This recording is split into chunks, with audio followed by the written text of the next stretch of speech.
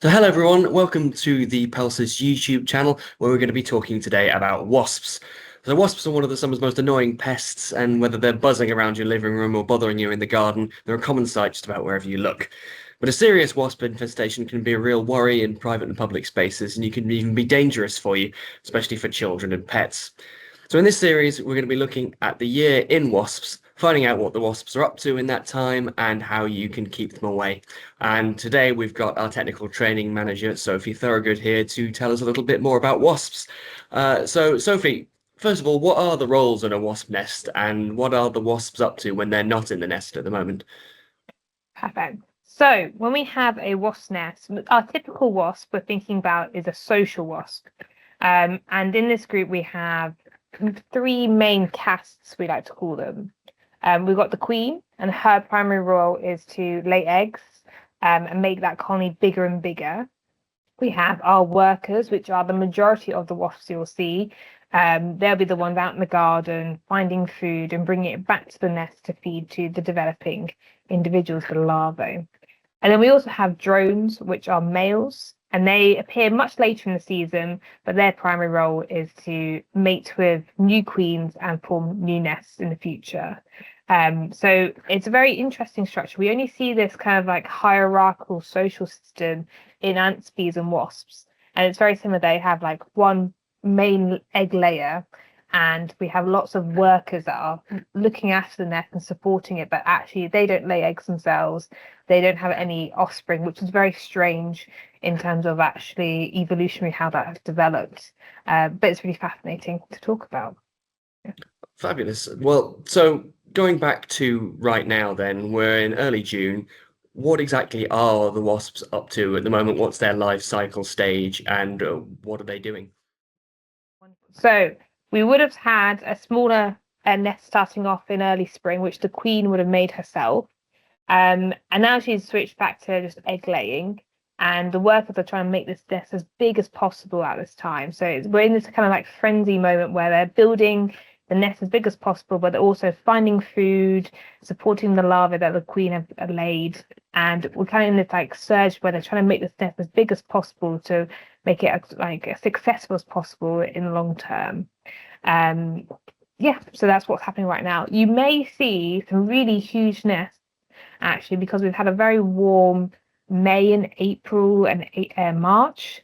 Usually the nests don't get this big this early in the year, but because we keep having this like seasonal change, we're starting to see like more and more wasp problems become earlier in the year because they've been doing so well early spring and early summer. Okay, and so what does that mean for their behavior? Because I know one of the main things you'll notice if you've got outdoor garden furniture is that wasps will strip strips of wood off those, and you'll see those kind of holes appearing in them. What else would you kind of expect? You probably just be bothered them by a lot more of them. You just start to see them a lot more. We might have not been out in the gardens much, which also reflects a bit. If we're out more, the insects will also be more active because it's warmer temperatures. So yeah, if you're having a nice drink outside, they might start bothering you a bit more when you're having a nice cool drink on a summer afternoon or spring afternoon.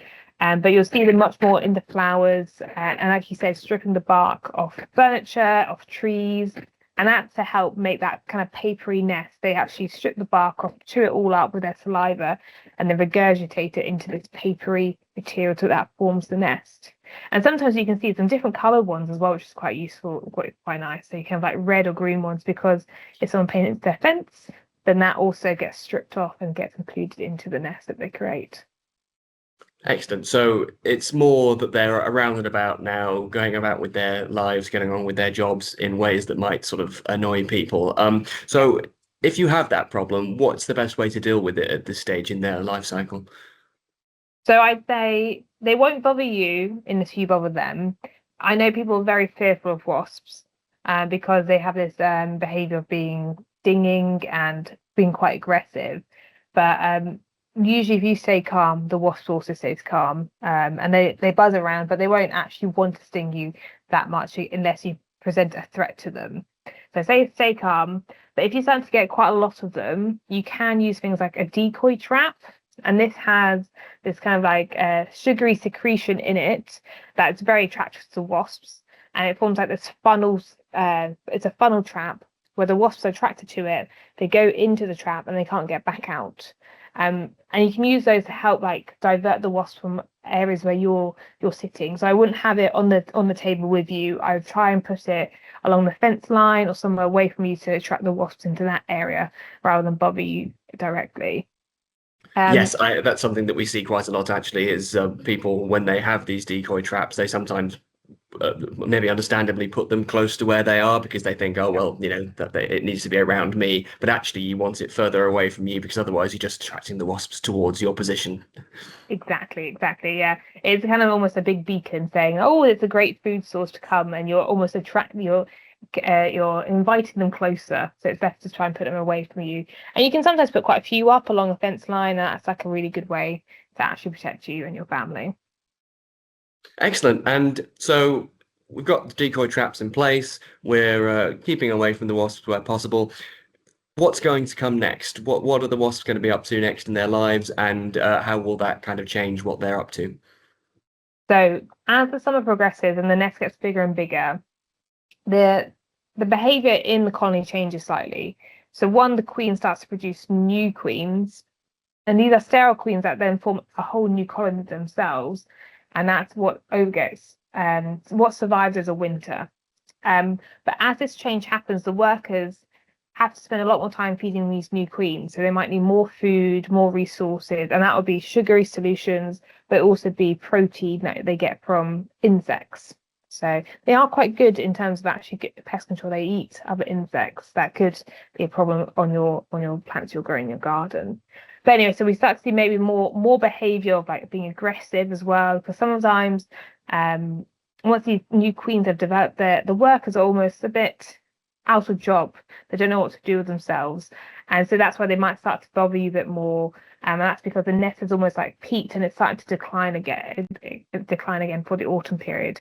That nest does not survive over winter really. So those workers are on their last legs and they're getting a bit frustrated with that, I suppose. So yeah, you might get bothered with a bit more of them. And usually in August time, that's when lots of people start to complain a lot about them being around them and being a bit more aggressive that time as well. So again, traps work really well, or get a pest professional to come in. That's really useful to actually remove the nest if you can find it. I'd recommend doing that anyway earlier in the season if you know where the nest is. So that you can limit the problems further on, and it's smaller at that stage, so you can remove it a lot easier than later on when it's grown much bigger. Excellent. So now is the time to get ahead. Basically, if you spot a wasp problem or you think you might have a nest nearby, now is the time to start dealing with it or start investing in traps or a pest control professional so that in the future, in August, September, say, when the aggression starts to come in and they start to get a bit more bothersome, Yeah, you're well ahead of the problem yourself. exactly. Yeah. Um, and the traps are great when you can't find the nest or it's in a location that's inaccessible. But you can treat the nest. I always get a professional because sometimes they're a bit, if you don't like wasps or insects, you need to be quite calm when you're dealing with wasps. But some handy tactics are do it early in the morning when it's cooler in temperature, so the wasps are less active. And then you can use something like an aerosol, and that will treat the wasp. Or I know some professionals that just chuck the wasp nest into a bag and put it into a bin. And you can do that. You just have to be a bit braver, but that's perfectly acceptable. Absolutely. Well, thank you so much for your time, Sophie. That's really good information. And yes, everyone, take a look at thinking about your wasps now. Make sure you get ahead of the problem and happy gardening this summer.